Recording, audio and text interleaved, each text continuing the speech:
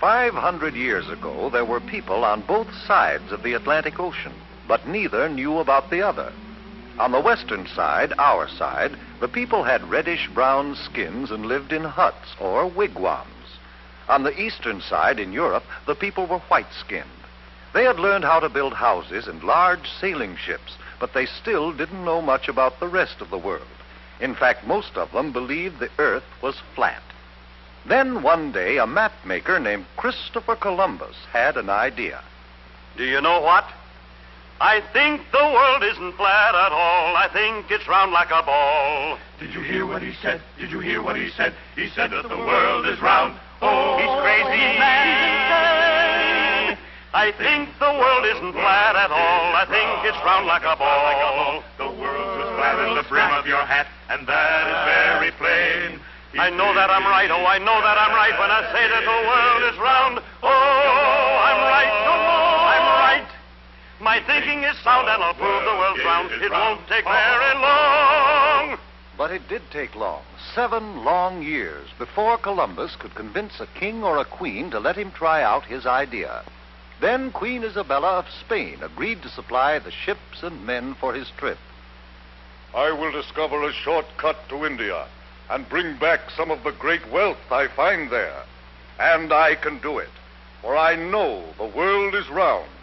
And instead of going east to India, I shall sail west and reach India around the other way. It will be a shorter and cheaper way, for I'll do it all by sea. Queen Isabella provided Columbus with 3 ships, the Nina, the Pinta, and the Santa Maria. And on August 3rd, 1492, they set sail across the unknown Atlantic. High on the foaming tide, over the ocean, onward our ships will ride, onward, my sailors. The ships sailed onward, but 2 long months after they started, there was still no sign of land ahead. Turn back, Columbus! Turn back, Columbus! We'll not turn back until we find India. Onward, men! By October 10th, the sailors and the crew were ready to take matters into their own hands. If Columbus won't do as we ask, we'll put him in chains. And we'll turn the ships around ourselves. Wait! Have you heard?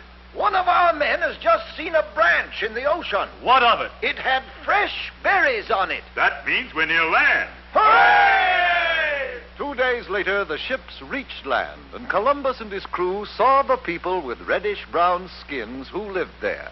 Oh, I think it is rather surprising that they should have reddish-brown skins. But now since we have landed in India, then these people must be Indians.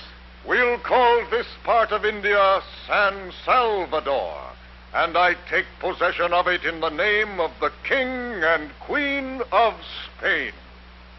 The people Columbus called Indians were very friendly, and they gave Columbus and his men many gifts, but not the rich jewels and gold for which they had come. For Columbus really wasn't in India at all. He was on one of the islands off the coast of America. But because of Columbus's mistake, the natives of America have been called Indians ever since. Columbus visited other islands near San Salvador, looking for the great wealth of India. And then he and some of his men returned to Spain. Hooray! Hooray for Admiral Christopher Columbus! Columbus had no trouble getting ships and men for his second voyage, but he still hadn't the slightest idea that he was headed for the vast continent of America, and that he would have had to cross it and sail over the Pacific Ocean before he could reach India by traveling west. The men of Europe were no longer afraid of the ocean.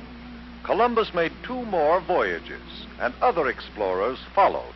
But each year on October 12th, we celebrate Columbus Day, the anniversary of that day in 1492, when Columbus first sighted the land of the New World, America.